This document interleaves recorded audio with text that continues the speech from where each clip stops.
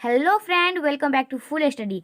Friend, आज हम लोग पढ़ने वाले हैं क्लास 10th के फिजिक्स अध्याय फर्स्ट अर्थात चैप्टर फर्स्ट, जिसका नाम है प्रकाश का परावर्तन, रिफ्लेक्शन ऑफ लाइट। तो ये है इस चैप्टर के पार्ट 5 वीडियो। यदि आपने इससे पहले वाला वीडियो देखना चाहते हैं तो फिर आपको इस चैनल के प्लेलिस्ट में जाना होगा, और प्लेलिस्ट में जाने के बाद वहाँ पे आपको एक फोल्डर मिलेगा जिसका नाम वहाँ पे लिखा होगा क्लास 10th फिजिक्स। आप वहाँ पे क्लिक करिएगा और वहाँ पे आपको सारी वीडियोस सिस्टमेटिक तरीके से मिल जाएगा। आप वहाँ पे जा कर के देख सकते हैं। तो चलिए आज की क्लास को हम लोग स्टार्ट करते हैं।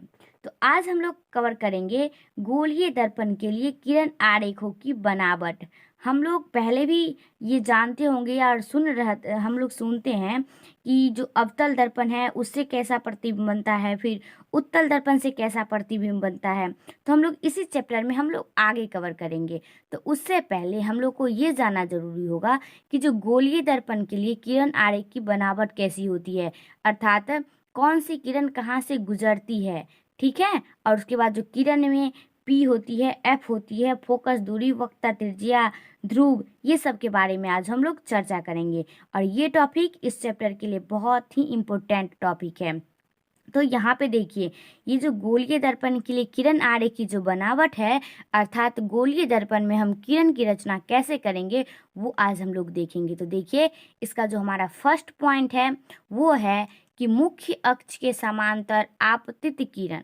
यदि कोई भी आपतित किरण होती है, आपको पता होगा प्रीवियस वीडियो मैंने बताई थी आपको कि जो आपतित किरण होती है वो गिरने वाली किरण होती है, अर्थात जो किरण आती है आपतित किरण और दर्पण से टकराने के बाद लौटती है उसे परावर्तित किरण कहते हैं। तो देखिए यहाँ पे क्या है, मुख्य अक्ष जिसे हम प्रिंसिपल एक्सिस बोलते हैं। तो मुख्य अक्ष के समांतर आपतित किरण, समांतर मतलब क्या, बराबर। तो जो मुख्य अक्ष है उसके बराबर अर्थात उसके समांतर आपतित किरण जब आएगी तो वो किससे होकर गुजरेगी। तो इसका जो स्ट्रक्चर है वो क्या दिया गया है कि दर्पण के मुख्य अक्ष के समांतर पैरेलल आने वाली किरण दर्पण से परावर्तन के बाद यदि दर्पण अवतल हो तो उसके फोकस एफ से होकर जाती है। यदि दर्पण अवतल हो तो जो आपतित किरण आती है दर्पण से परावर्तन के बाद जो लौटेगी वो किससे होकर लौटेगी, तो वो फोकस से होकर लौटेगी, ना कि फोकस दूरी से होकर लौटेगी। तो फोकस को हम लोग कैपिटल एफ से डिनोट करते हैं और फोकस दूरी को हम लोग स्मॉल एफ से डिनोट करते हैं। तो देखिए, इसके लिए हमको बनाना होगा एक किरण आरेख। तो चलिए हम एक किरण आरेख बनाते हैं। तो यहाँ पे देखिए क्या दिया गया है कि यदि दर्पण यदि अवतल हो तो हमें जो किरण आरेख बनाना होगा वो अवतल दर्पण के लिए बनाना होगा। तो अवतल दर्पण हम पहले बनाएंगे। तो अवतल दर्पण कैसे बनाते हैं आपको ये पता होगा। तो देखिए, हमने यहाँ पे एक प्रिंसिपल एक्सिस खींच लेंगे, अर्थात एक मुख्य अक्ष यहाँ पे से हम ले लेंगे। तो देखिए, यहाँ पे हमने एक मुख्य अक्ष ले ली। अब हम बनाएंगे एक अवतल दर्पण। तो देखिए, हम यहाँ पे एक अवतल दर्पण अब देखिए, यहाँ से हम जितना ही दूरी पर अवतल दर्पण लेंगे उतना ही पे हमें फोकस और वक्रता केंद्र लेना पड़ेगा। तो देखिए, यदि हम इतना बड़ा लेते हैं, हम अपना क्या लेते हैं, अवतल दर्पण लेते हैं। एक यहाँ से मान लीजिए हम एक अवतल दर्पण बनाते हैं इस तरीके से। तो अब देखिए, यहाँ पे हमारा एक अवतल दर्पण हमने बना ली, और जितना ही दूरी पर हमने अवतल दर्पण बनाई है फिर उतना ही दूरी पर हमने इधर क्या लेंगे, वक्रता केंद्र लेंगे। तो देखिए, उतना ही दूरी पर हमने यहाँ पे क्या ली, वक्रता केंद्र ली, ठीक है। तो अब देखिए, हमें यहाँ पे नाम दे देंगे। क्या नाम दे देंगे, देखिए ये हमारी होगी एफ और ये होगी हमारी सी। तो अब देखिए, ये जो हम यहाँ पे ये गोला बनाए हैं ये कौन सी है, ये एक अवतल दर्पण है। तो अवतल दर्पण का जो ये परावर्तक सतह होता है वो रंगा हुआ होता है। तो देखिए, इसका जो ये वाली भाग होगी इसको हम इस तरीके से कलई कर देंगे, इसको रंग देंगे, ओके। अब देखिए, यहाँ पे इसका ये क्या कहलाएगा, ये प्रिंसिपल एक्सिस कहलाएगा, जिसे हम मुख्य अक्ष बोलते हैं, और हिंदी में हम मुख्य अक्ष जिसे हम ध्रुव बोलते हैं। तो ये कहलाएगा हमारा प्रिंसिपल एक्सिस। अब देखिए यहाँ पे हो गया हमारा फोकस और यहाँ पे हो गया हमारा वक्रता केंद्र। इतना बात तो आपको पहले से पता होगा। और इसमें हम लोगों को क्या देखना होगा कि जो मुख्य अक्ष है, ये इसका मुख्य अक्ष है, इसी के समांतर आपतित किरण आएगी। तो चलिए हम इसी के समांतर एक आपतित किरण लेते हैं। तो देखिए हम यहाँ पे लेंगे एक आपतित किरण बनाएंगे। देखिए इसी के समांतर हम एक ले लेते हैं आपतित किरण। ये मैंने एक आपतित किरण, देखिए इसी के समांतर मैंने एक आपतित किरण ले ली।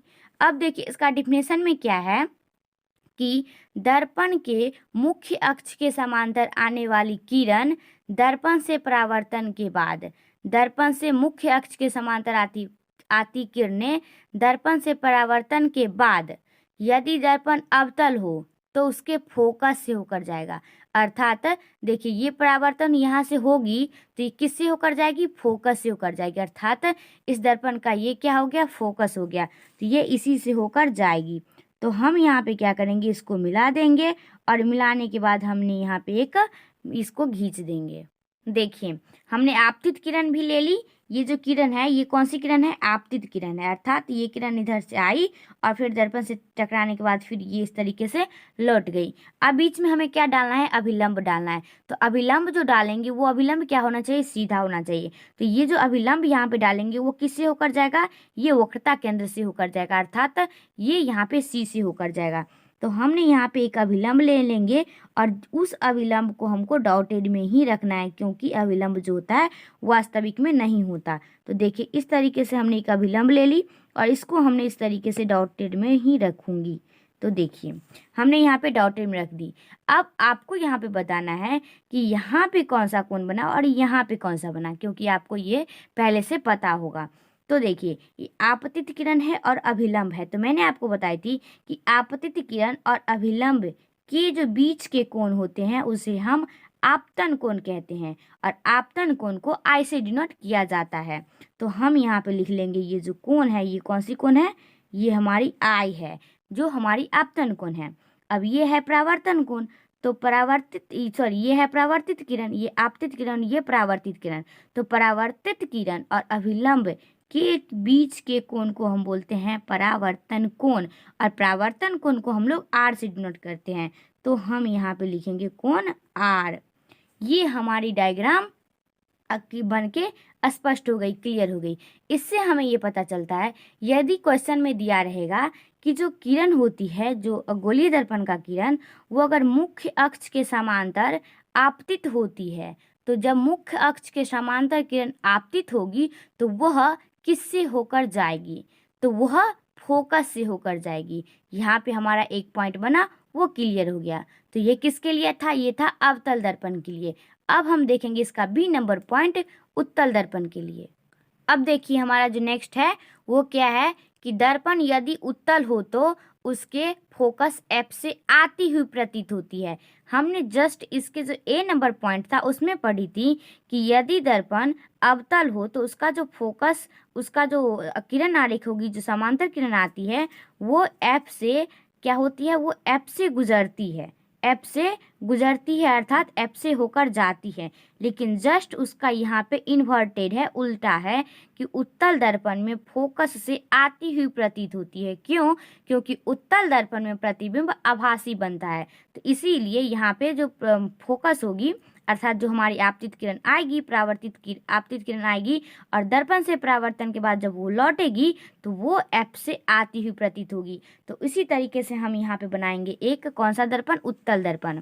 तो देखिए हम यहाँ पे बना लेते हैं एक उत्तल दर्पण उसी तरीके से, और यहाँ पे हम एक किरण ले लिए हैं और फिर एक यहाँ से हम एक बिंदु ले लेंगे और बनाएंगे एक हम अवतल दर्पण। तो देखिए यहाँ पे मैंने बना लिया अवतल दर्पण। और एक बात आपको यहाँ पे ध्यान रखना होगा कि जितना ही दूरी पर हम लेते हैं दर्पण, उतना ही दूरी पर इसका भी हमें वक्रता केंद्र भी लेना होगा। तो इतना ही दूरी पर हमने देखिए यहाँ से ली हूँ इसका दर्पण, और फिर इतना ही दूरी पर हमें इधर वक्रता केंद्र भी लेना होगा। तो देखिए यही हमारी पॉइंट थी और इसी से हमने यहाँ पे ले ली क्या, वक्रता केंद्र भी ले ली। देखिए तो अब यहाँ पे हमें नाम को लिख देना है। ये हो गई हमारी F और ये हो गई हमारी C। और कौन सी दर्पण है, उत्तल। तो उत्तल दर्पण में जो धंसा हुआ भाग होता है वो रचित होता है। तो जो हमारा धंसा हुआ भाग है उसको हम लोग धंसा हुआ भाग को कलई कर देंगे, अर्थात उसको हम रंगाई कर देंगे। और यहाँ पे जो हमारी है वो क्या है, ध्रुव है, जिसे हम P से डिनोट करते हैं। तो ये हो गई ध्रुव, ये हो गई F और ये हो गई C। ये हो गई हमारी F की बिंदु और ये हो गई हमारी C की बिंदु। तो यहाँ पे क्या है, उसके फोकस F से जाती है। यदि किरण ये जो मुख्य अक्ष है इससे होकर आती है तो F से आती हुई प्रतीत होती। तो यहाँ पे देखिए जो हमारी आपतित किरण आएगी वो F से जाना चाहिए। तो F से जाने के लिए हमें इसका आभासी भी मिलाना होगा। तो देखिए यहाँ से हम एक किरण लाते हैं और वो दर्पण तक जो आएगी वो सीधा रेखा आएगी और उसके बाद जो इधर आएगी वो क्या होगी, आभासी होगी। तो इसीलिए इसको हमने आभासी करके डॉटेड करके यहाँ पे मैंने मिला ली F पर। और उसके बाद ये दर्पण से टकराएगी और दर्पण से टकराने के बाद फिर ये समांतर ही लौटेगी, क्योंकि जो आपतित किरण आती है, आपतित किरण दर्पण से टकराने के बाद मुख्य अक्ष के समांतर ही वो निकल जाती है। तो फिर इसको हम इसी तरीके से यहाँ पे हम इस तरीके से इसको हम इस तरीके से मिला देंगे और ये हमारी हो गई इसका क्या, परावर्तन। और ये आपतित किरण आई, फिर ये आपतित किरण गई, दर्पण से टकराई, उसके बाद ये परावर्तन हो गई और हमें बीच में अभिलंब डालना है। तो जो हम अभिलंब डालेंगे वो किससे होकर जाना चाहिए, वो जाना चाहिए हमारा वक्रता केंद्र अर्थात C से होकर जाना चाहिए। देखिए यहाँ पे जो ये आपतित किरण है, ये परावर्तित किरण है, तो इसका जो आभासी है वो F पर है। तो ये जो बीच में हम अभिलंब डालेंगे वो उसका जो आभासी होगा वो कहाँ पे होगा, C पर होगा, अर्थात वक्रता केंद्र पर होगा। तो चलिए उसका आभासी भी हम यहाँ पे देख लेते हैं। तो देखिए यहाँ पे हमारा क्या है, उसका C है, अर्थात इसका आभासी यहाँ पे अभिलंब लेंगे तो उसका आभासी यहाँ पे मिलेगा। अब यहाँ पे देखिए जो हमारी किरण थी वो मुख्य अक्ष के समांतर आपतित किरण गई, अर्थात जो आपतित किरण ये हुई हमारी आपतित किरण जो हमारी मुख्य अक्ष के समांतर ही जाएगी। तो आपतित किरण मुख्य अक्ष के समांतर गई और दर्पण से टकराने के बाद फोकस से आती हुई प्रतीत होती है, अर्थात ये देखिए ये आपतित किरण हो गई और ये परावर्तित किरण हो गई। और यहाँ पे देखिए इसका जो परावर्तित किरण है इसका ये क्या है, आभासी है। तो ये फोकस से अर्थात F से होकर गई है और इसके बीच में हमने जो अभिलंब डाली है वो अभिलंब हमारी वक्रता केंद्र से होकर गई है। अब यहाँ पे उसी तरीके से हमको कोण को डिनोट कर देना है। कैसे कर देना है वो देखिए, ये हमारी हो गई आपतित किरण जो कि हमारी स्ट्रक्चर में ही बोल रहा था कि जो किरण है वो मुख्य अक्ष के समांतर आपतित होनी चाहिए। तो ये आपतित किरण है और इसी के समांतर मुख्य अक्ष, यहाँ पे देखिए हमारी क्या था स्ट्रक्चर कि जो मुख्य अक्ष के समांतर आपतित किरण, जो आपतित किरण होगी वो मुख्य अक्ष के समांतर जाना चाहिए। तो यहाँ पे देखिए हमारा जो अवतल दर्पण था उसमें भी मुख्य अक्ष के समांतर ही किरण गया है और जो हमारा उत्तल दर्पण है इसमें भी जो हमारी आपतित किरण है वो भी मुख्य अक्ष के समांतर गई है। तो देखिए आपतित किरण और अभिलंब, तो आपतित किरण और अभिलंब के बीच के कोण को आपतन कोण कहते हैं, जिसे हम लोग I से डिनोट करते हैं। तो हम यहाँ पे कोण I लिखेंगे और उसके बाद परावर्तित किरण और अभिलंब के बीच के कोण को बोलते हैं परावर्तन कोण, जिसे हम लोग R से डिनोट करते हैं। तो हम लोग यहाँ पे R लिखेंगे। देखिए ये है R और ये है I और ये है R। तो इस तरीके से हमारा जो गोलीय दर्पण का जो पहला पॉइंट था वो यहाँ पे क्लियर हो गया। अगर यहाँ पे क्वेश्चन आएगा कि दर्पण के समांतर मुख्य अक्ष के समांतर आपतित किरण उत्तल दर्पण में किससे होकर जाती है, मुख्य अक्ष के समांतर आती किरणें दर्पण के मुख्य अक्ष के समांतर आती किरणें दर्पण से परावर्तन के बाद यदि दर्पण उत्तल हो तो वह किससे होकर आती हुई प्रतीत होती है, तो वो फोकस से होकर आती हुई प्रतीत होती है। अब हम चलते हैं नेक्स्ट पॉइंट की ओर। देखिए अब हमारा जो सेकंड था उसमें क्या बोला गया है कि जो हमारी फोकस है, फोकस की दिशा में आपतित किरण, अर्थात जो हमारी आपतित किरण होगी वो फोकस की दिशा में होना चाहिए। इसके लिए स्ट्रक्चर क्या है कि जब कोई किरण दर्पण के फोकस F की दिशा में आपतित होती है तो वह दर्पण से परावर्तन के बाद यदि दर्पण उत्तल हो तो उसके मुख्य अक्ष के समांतर आती हुई प्रतीत होती है। तो फिर यहाँ पे देखिए क्या है कि जब कोई किरण फोकस अर्थात F की दिशा में आपतित होती है तो ये है फोकस एफ, और इसी के दिशा में किरण क्या होगी, आपतित होगी। तो हम यहाँ पे देखिए इसी की दिशा में एक किरण लाएंगे, और इसका जो होगा ये उत्तल दर्पण है, तो इसलिए इसका क्या होगा, ये आभासी होगा। तो यहाँ पे देखिए हम, ये है हमारे कौन सी, ये बिंदु एफ की है, और इसी दिशा में मैंने एक आपतित किरण लाती हूँ और दर्पण से यहाँ से टकरा के और फिर ये लौट जाएगा। लेकिन इसका जो आभासी होगा वो किस पर होना चाहिए, एफ पर होना चाहिए, अर्थात वो एफ पर होना चाहिए। और ये जो दर्पण से टकराएगी और दर्पण से टकराने के बाद ये फिर मुख्य अक्ष के समांतर ही ये निकलेगी। तो हम यहाँ पे इसको हम इसी तरीके से मिला देते हैं। यहाँ पे देखिए इसी तरीके से हमने इसको भी इस तरीके से मिला दी, और बीच में हमें क्या डालेंगे, अभिलंब डालेंगे। तो यहाँ पे देखिए जो हमारी आपतित किरण थी वो हमारी फोकस से होकर मतलब कि फोकस से आती हुई प्रतीत होनी चाहिए। तो आपतित किरण ये इसका जो आभासी होगा वो फोकस से आती है, और फिर ये जो दर्पण से टकराने के बाद मुख्य अक्ष के समांतर ये निकल जाती है। और इसका जो बीच में जो अभिलंब होगा वो किससे होकर जाती है, वो वक्रता केंद्र से होकर जाती है। अब यहाँ पे देखिए ये हमारी आपतित किरण हो गई और ये हमारी अभिलंब हो गई। तो आपतित किरण और सॉरी ये हमारी यहाँ आपतित किरण हो गई और अभिलंब हो गई। तो आपतित किरण और अभिलंब के बीच के जो कोण होते हैं उसे हम कोण आई से डिनोट करते हैं, अर्थात वो होती है हमारी आपतन कोण। और परावर्तित किरण और परावर्तन कोण के जो यहाँ के जो बीच वाली कोण है उसे हम कोण आर से डिनोट करते हैं। तो ये हो गई हमारी आई और ये हो गई हमारी आर। तो यदि क्वेश्चन आएगा कि फोकस की दिशा में आपतित किरण रहेगी तो वो किससे होकर जाएगी, सॉरी किससे होकर आएगी, तो वो होगी एफ से होकर आती हुई प्रतीत होती है। अब देखिए ये तो हो गई उत्तल दर्पण के लिए। यदि यहीं पे अवतल दर्पण हो तो वह किससे होकर आएगी, हम आगे देखते हैं। अब देखिए इसमें क्या है कि दर्पण क्या है, दर्पण उत्तल है। अब देखिए यदि हम अवतल दर्पण में देखें तो अवतल दर्पण में मुख्य अक्ष के समांतर आती किरणें प्रतीत होती है, अर्थात जो हमारी अवतल दर्पण होगी उसके जो फोकस है, अगर फोकस से हम आपतित किरण को लाएंगे तो आपतित किरण फोकस से होकर आएगी और दर्पण से टकराने के बाद वो प्रधान अक्ष के समांतर ही निकल जाएगी, और इसके बीच हमने एक अभिलंब डालेंगे। देखिए यहाँ पे हमने अभी तक 3 डायग्राम बनाई है, और उस तीनों में जो हमारे अभिलंब है वो किससे होकर गई है, वो अभिलंब हमारी वक्रता केंद्र अर्थात सी से होकर गई है। तो ये हमारी हो गई आपतित किरण जो हमारा फोकस से लेकर आए हैं, दर्पण से टकराने के बाद वो मुख्य अक्ष के समांतर परावर्तित हो गई, अर्थात वो लौट गई। अब यहाँ पे ये कोण तो आपको पता ही होगा कि आपतित किरण और अभिलंब के बीच के हम लोग अभिलंब के बीच के कोण को बोलते हैं आपतन कोण, जिसे हम आई से डिनोट करते हैं, और परावर्तित किरण और अभिलंब के बीच के कोण को बोलते हैं परावर्तन कोण, जिसे हम आर से डिनोट करते हैं। तो ये यहाँ पे जो हमारा इसका सेकेंड नंबर पॉइंट था वो भी हमारा कंप्लीट होता है। अब हम देखते हैं, देखिए अब हमारा जो थर्ड पॉइंट है वो ये है कि जब किरण वक्रता केंद्र की दिशा में आपतित होती है तो वह जो आपतित होती है तो वो परावर्तित होकर किस बिंदु से होकर लौटेगी।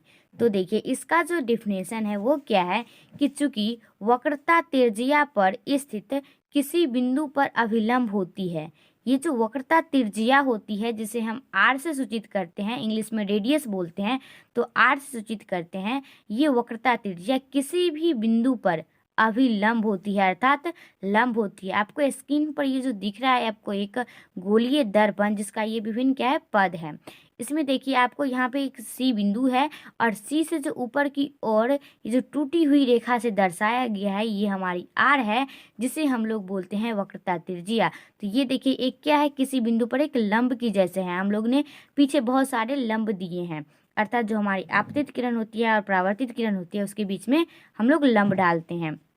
तो वो हो गई हमारी, ये देखिए यहाँ पे जो आर है वक्रता त्रिज्या वो क्या है, किसी बिंदु पर लंब की तरह है, अभिलंब की होती है। ये पॉइंट आई आपको समझ में। और उसके बाद देखिए जस्ट इसका नेक्स्ट है कि इसीलिए जो किरण दर्पण के वक्रता केंद्र अर्थात सी की दिशा में दर्पण पर पड़ती है वह दर्पण पर लंबवत होती है। लंबवत कहने का मतलब यहाँ पे है यह कि जो परावर्तित आपतित किरण आएगी जिस पथ पर, उसी पथ पर दर्पण से टकराने के बाद वो लौट जाएगी।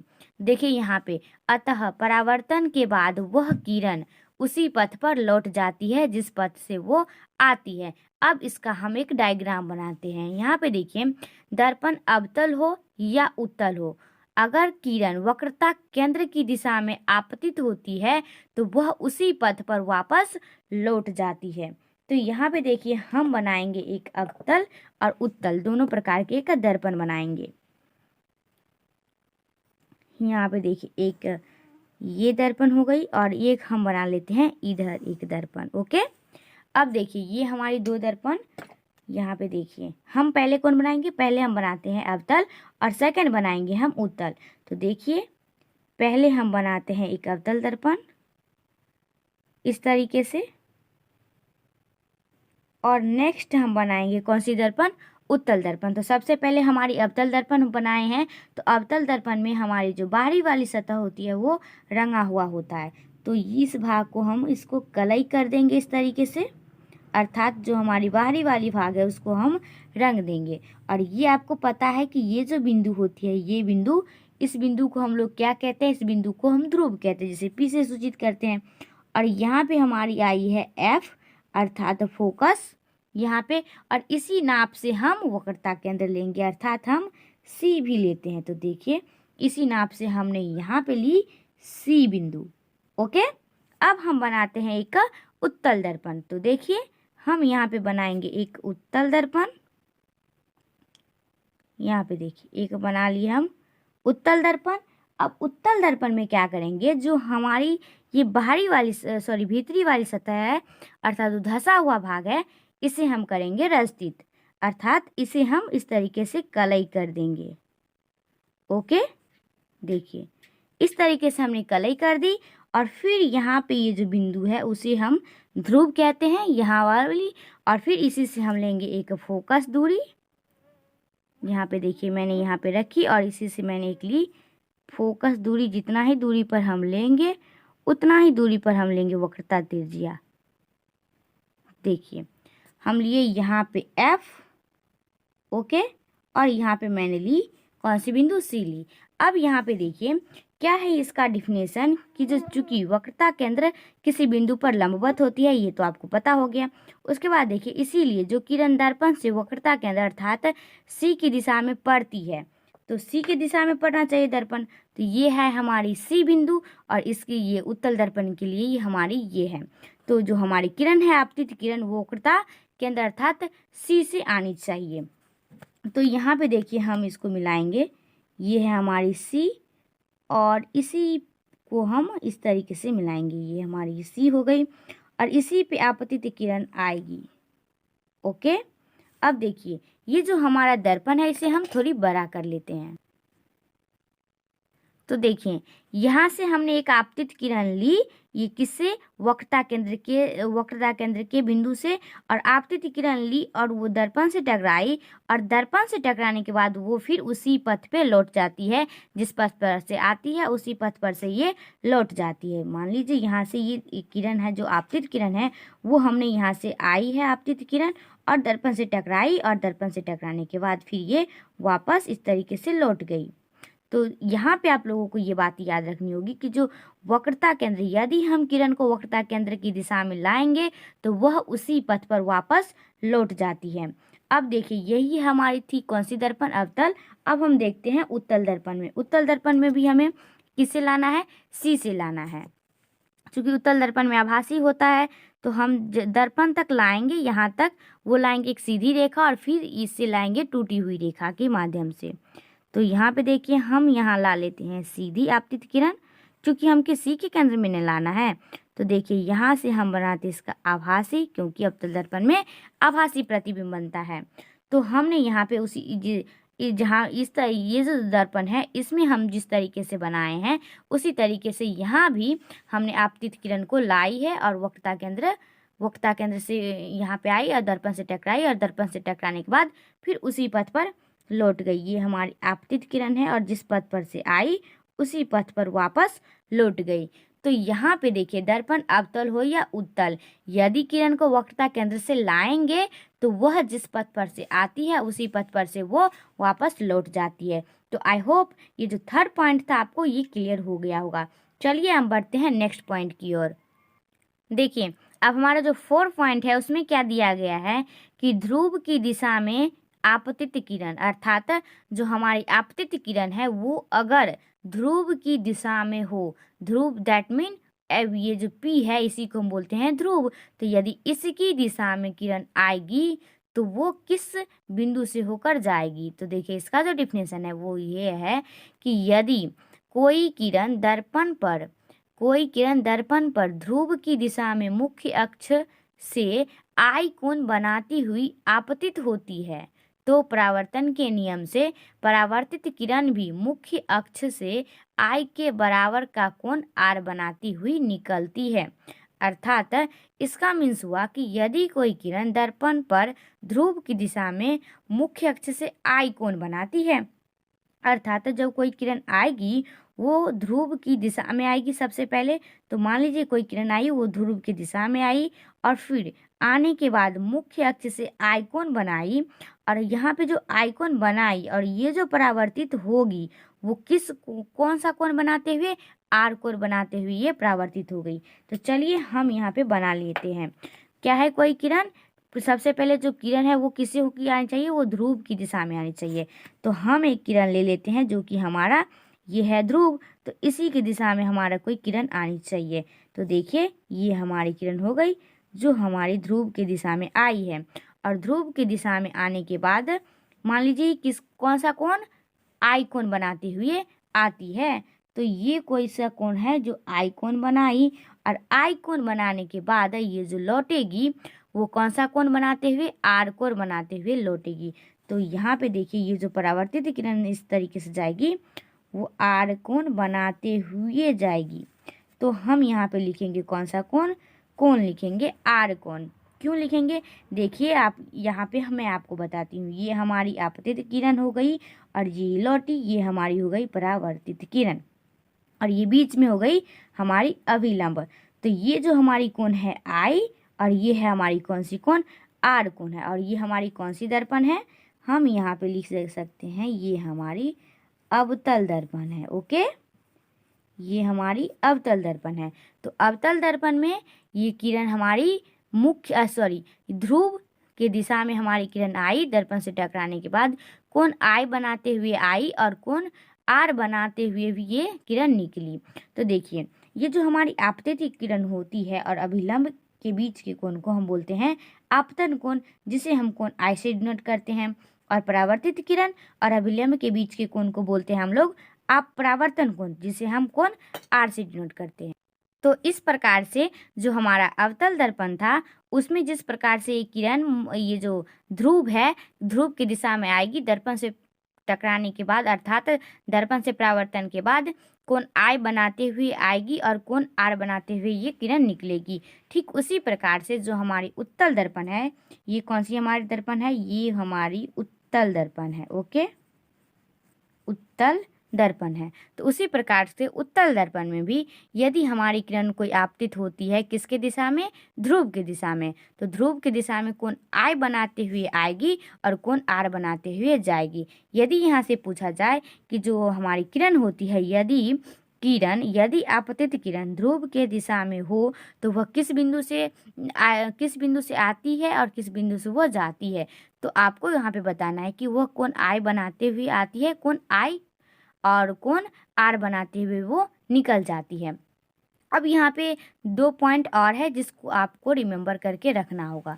देखिए यहाँ पे क्या है वो 2 पॉइंट कि परावर्तित किरण और आपतित किरण और आपतन बिंदु पर अभिलंब एक तल में होते हैं जिसे आपतन तल कहते हैं, प्लेन ऑफ इंसिडेंस कहा जाता है। परावर्तित किरण, आपतित किरण, तो यहाँ पे देखिए ये हुई परावर्तित किरण और ये हुई आपतित किरण। परावर्तित किरण, आपतित किरण और आपतन बिंदु और ये जो हमारी बिंदु है ये कौन सी बिंदु है? आपतन बिंदु है, जो मैं आपको पहले ही बता चुकी हूँ कि ये आपतन बिंदु है। उसके बाद अभिलंब, और ये क्या है? ये एक अभिलंब है। अभिलंब तीनों एक ही तल में होते हैं। एक ही तल कहने का मतलब ये देखिए, यहाँ पे एक ही मतलब ये एक दर्पण है और इसका ये जो तीनों बिंदु है, आपतित किरण, परावर्तित किरण, आपतन बिंदु और अभिलंब, ये तीनों एक ही तल में है, अर्थात एक ही बिंदु पर है, तो उसे हम बोलते हैं आपतन तल, उसे कहा जाता है। फर्स्ट पॉइंट क्लियर हो गई। अब देखिए इसका जो सेकेंड है कि परावर्तन कोण आर और आपतन कोण आई के बराबर होते हैं, अर्थात ये देखिए ये हुई हमारी परावर्तन कोण आर और ये हुई आपतन कोण आई, ये दोनों बराबर होती है। अर्थात मान लीजिए कि आई अगर 45 डिग्री होगी तो आर भी 45 डिग्री, यदि आर होगी 55 डिग्री तो ये भी आई भी होगी 55 डिग्री, अर्थात जितना कोण आई होगी उतना ही कोण आर होगी। तो इस तरीके से जो हमारा गोलीय दर्पण से संबंध जितने भी किरण आरेख थे वो यहाँ पे कंप्लीट होता है। अब हम देखते हैं नेक्स्ट टॉपिक। देखिए अब हमारा जो नेक्स्ट है वो है कि गोलीय दर्पण में बने प्रतिबिंब।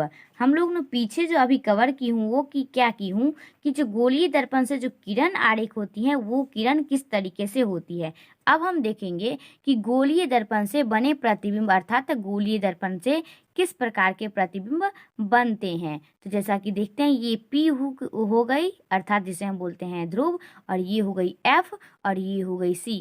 यहाँ पे आपको पहले से पता होगा कि ये जो जितना ही दूरी पर F रहता है फिर उतना ही दूरी पर इसका क्या होता है, इसका वक्रता केंद्र होता है। अब मान लीजिए हम यहाँ पे कोई किरण लेते हैं। मैंने आपको बताई हूँ पीछे कि किस तरीके से किरण कहाँ से अगर हम फोकस पर रखेंगे, किरण फोकस से आएगी तो वह किस बिंदु से होकर गुजरेगी। यदि हम किरण वक्रता केंद्र से लेते हैं तो आपको पता होगा कि यदि किरण हम वक्रता केंद्र से लेंगे तो वो फिर वक्रता केंद्र से ही लौटेगी। यहाँ पे देखिए हम किसी किरण लेंगे वक्रता केंद्र से लेंगे। देखिए यहाँ पे हम वक्रता केंद्र से किरण लेंगे एक इस तरीके से। अब देखिए चूंकि दर्पण कौन सी है, दर्पण उत्तल है, तो उत्तल दर्पण में आभासी होता है ना, तो वक्रता केंद्र से दर्पण से टकराने के बाद ये जो आएगी वो कौन सी आएगी, ये जो हमारी किरण आएगी वो होगी आभासी, जो कि वास्तव में नहीं होगी। तो आपको मैंने अभी पीछे बताई हूँ कि वक्रता केंद्र की दिशा में अगर कोई किरण आएगी तो वो जिस पथ पे आती है उसी पथ पे वो लौट जाती है, अर्थात वो मान लीजिए इस पथ पर से अगर वो आती है तो इसी पथ पर वो क्या होती है फिर लौट जाती है। तो ये हो गई हमारी पहली किरण। यदि हम इसी की दिशा में एक और आपतित किरण लेते हैं, इसी की दिशा में मान लीजिए हम यहाँ से एक और आपतित किरण इस तरीके से लेते हैं, ओके यहाँ पे देखिए, और फिर ये आपतित किरण हो गई और फिर ये दर्पण से टकराएगी और दर्पण से टकराने के बाद इसे हम किससे ले जाएंगे, फोकस से ले जाएंगे। क्योंकि यहाँ से इसीलिए ले जाएंगे क्योंकि आपको पता होगा कि यदि हम एफ से ले जाते हैं कोई भी किरण को तो वो किससे गुजरती है, एफ से गुजरती है। यदि हम कोई किरण को इसके एफ अर्थात जो किरण होती है उसे हम यदि एफ के दिशा में लाते हैं तो उसका आभासी एफ पर ही मिलता है। तो देखिए हम यहाँ पे एक और किरण लाएंगे जिसका आभासी हम एफ पर ही मिलाएंगे। क्यों? क्योंकि जो हमारी उत्तल दर्पण होती है, उत्तल दर्पण में हमारा प्रतिबिंब आभासी बनता है। तो मान लीजिए यहाँ से हमने कोई आपतित किरण ली, ये कोई आपतित किरण है और फिर ये दर्पण से टकराई और दर्पण से टकराने के बाद ये लौट गई। अब यहाँ पे देखिए मैंने एक ये किरण ली जो कि वक्रता केंद्र की दिशा में था और एक ये किरण ली जो कि हमारी फोकस की दिशा में थी। अब आप ये जो हमारी अभी वक्रता केंद्र की दिशा में किरण थी, दो किरण हो गई, एक तो ये किरण और ये एक किरण। तो दोनों किरण कहाँ पे मतलब कहाँ पे कैंसिल हुई है, बोल सकते हैं कहाँ पे प्रतिच्छेद की है। तो देखिए यहाँ पे प्रतिच्छेद की है तो हम यहाँ पे इस तरीके से इसको मिला देंगे। अब ये जो हम यहाँ पे मिलाए हैं इसका नाम हो गया वस्तु। इसका कौन सा नाम हो गया, वस्तु। ये होगी दर्पण, उत्तल दर्पण, और ये हो गई वस्तु। अर्थात जो हमारी वस्तु रखते हैं वो दो किरण के बीच ही रखते हैं, अर्थात दो किरण रहेगी तभी हम वस्तु को रख पाएंगे और उसका प्रतिबिंब बन सकता है। तो अब यहाँ पे देखिए ये हमारी कौन सी हो गई, ये हमारी हो गई वस्तु अब देखिए ये हमारी ये जो फोकस की दिशा में जो किरण आई है उसका आभासी ये है, और वक्रता केंद्र की दिशा में जो हमारी किरण हम लिए हैं, वक्रता केंद्र की दिशा में जो किरण आती है वह उसी पथ से वापस लौट जाती है। तो अर्थात ये जो फोकस की दिशा में जो किरण आई है और वक्रता केंद्र की दिशा में जो किरण आई है ये कहाँ पे मिली है, यहाँ पे प्रतिच्छेद की है। तो हम यहाँ पे भी इसको हम यहाँ पे मिला देते हैं। यहाँ पे देखिए इसको हम इस तरीके से यहाँ पे भी हम मिला दिए। अब यहाँ पे इसका जो बना है प्रतिबिंब, ये कौन सा प्रतिबिंब है, ये इसका प्रतिबिंब है, अर्थात ये है वस्तु बिंब। वस्तु को हम बिंब भी बोलते हैं। तो ये हो गई हमारी बिंब और इसका ये हो गई प्रतिबिंब। तो ये अगर हमारी बिंब हुई तो इसका नाम हम रख लेते हैं ए, और ये रख लेते हैं बी। इसका नाम रख लेते हैं हम ए डैश, और इसका नाम हम रख लेते हैं बी डैश। यहाँ पे आप कोई भी अल्फ़ाबेट का नाम रख सकते हैं, जैसे कि यहाँ पे हम रखे ए बी, आप एक्स वाई रख सकते थे, एक्स वाई, चाहे यहाँ पे हम रखे ए बी, और यहाँ पे सी डी भी आप रख सकते थे। तो यहाँ पे हमने यहाँ पे वस्तु रखी और इसका प्रतिबिंब बना दर्पण के पीछे, अर्थात ये उत्तल दर्पण में आभासी प्रतिबिंब बनता है। तो अब यहाँ पे देखिए, अब इस डायग्राम में आप देखिए यहाँ पे जो P है, ये P क्या है, ये जो बिंदु है इसका नाम क्या है, P है, और P को इंग्लिश में बोलते हैं हम पोल और हिंदी में बोलते हैं ध्रुव। तो ये P क्या है, यहाँ पे दर्पण का ध्रुव है। उसके बाद ये C क्या है, तो C है दर्पण का वक्रता केंद्र। उसके बाद ये भी समझ में आ गया। उसके बाद देखिए F क्या है, ये जो F है ये है फोकस, और उसके बाद PC, ये जो P से लेकर के C तक की दूरी होती है, अर्थात ये जो सीधी लाइन खींची गई है इसे हम बोलते हैं दर्पण के मुख्य अक्ष, इंग्लिश में बोले तो प्रिंसिपल एक्सिस। उसके बाद देखिए यहाँ पे हमने जो वस्तु रखी थी A और B, ये अवतल हो चाहे उत्तल हो, दोनों दर्पण के लिए ये समान ही होते हैं, अर्थात बराबर ही होते हैं। अवतल दर्पण में भी हम ये जो ध्रुव होते हैं इसको P से डिनोट करते हैं, और उत्तल में भी करते हैं। फोकस F ये जो है ये उत्तल और अवतल दोनों में होते हैं, C उत्तल और अवतल दोनों में होते हैं। तो इसीलिए मैंने यहाँ पे एक ही डायग्राम बनाई हूँ, इसी से आपको समझ में आ जाएगा। यहाँ पे मैंने जो वस्तु ली, ये वस्तु क्या है, ए है और बी है। तो ए और बी क्या है, मुख्य अक्ष पर कोई भी वस्तु है जिसे हम बिंब भी बोलते हैं। उसके बाद देखिए वस्तु है, इस वस्तु का जो प्रतिबिंब बना है ए डैश और बी डैश। तो यहाँ पे देखिए जो हमारा ए डैश और बी डैश है ये क्या है, वस्तु का है प्रतिबिंब। तो इस तरह में जो हमारा डायग्राम अभी बनाई हूँ इसमें हमारा ये डायग्राम बनाने का पर्पस ये था कि यदि आगे जो हम देखेंगे कि अवतल दर्पण में प्रतिबिंब का निर्माण, वो हम लोग आगे देखेंगे कि अवतल दर्पण से किस तरीके से प्रतिबिंब का निर्माण होता है। तो वहाँ पे हमने वस्तु को रखूंगी और वस्तु का प्रतिबिंब भी बनेगा, और उसमें हम देखेंगे कि वस्तु का प्रतिबिंब किस प्रकार से बनता है। तो उसके लिए यहाँ पे आप समझ लीजिए कि ये हो गई वस्तु और इसका ये प्रतिबिंब बनता है। इस तरीके से वस्तु रखा जाता है और फिर इस तरीके से उसका प्रतिबिंब बनता है। तो यहाँ पे आई होप कि ये जो ए डैश थी, बी डैश थी, ए बी पी और फिर एफ और सी, ये सब क्या क्या होते हैं इसके बारे में आपको पूरा डिटेल से जानकारी हो गई होगी। अब देखिए इसी में जो हमारा सेकेंड पॉइंट है, ये 2 पॉइंट आपको यहाँ पे रिमेंबर करनी होगी, ध्यान में रखना होगा। क्या है ये पॉइंट, कि वास्तविक किरणों को पूरी रेखाओं से दर्शाया जाता है, जैसा कि हमने अवतल दर्पण में देखी थी। अवतल दर्पण में हम जो किरण खींचे थे वो किरण हमारी वास्तविक थी, तो उसको हम एक लाइन से ही खींचते थे। जबकि यदि हमारी प्रतिबिंब काल्पनिक हो, जिसे हम आभासी बोलते हैं, यदि काल्पनिक हो या आभासी हो किरणें, तो उसे टूटी हुई रेखाओं से दर्शाया जाता है, जैसा कि हमने अभी अभी देखी हूँ। यहाँ पे देखिए ये हमारी आभासी है, चूंकि उत्तल दर्पण में आभासी प्रतिबिंब बनते हैं, तो ये हमारी आभासी किरण हो गई। तो आभासी किरण को टूटी हुई रेखाओं से दर्शाया जाता है, और जो हमारी वास्तविक होती है उसे इस तरीके से सीधी रेखा में दर्शाया जाता है। तो आई होप कि इस यहाँ पे जो हमारा सबसे मेन टॉपिक था क्या, कि गोलीय दर्पण से विभिन्न आरेख कैसे बनाते हैं, विभिन्न मतलब कि गोलीय दर्पण में हम लोग चित्र कैसे बनाते हैं, डायग्राम कैसे बनाते हैं। तो आई होप ये सारी चीज़ आपको कवर अच्छी तरीके से हो गया होगा। अब हम मिलेंगे नेक्स्ट टॉपिक के साथ नेक्स्ट वीडियो में, तब तक के लिए धन्यवाद।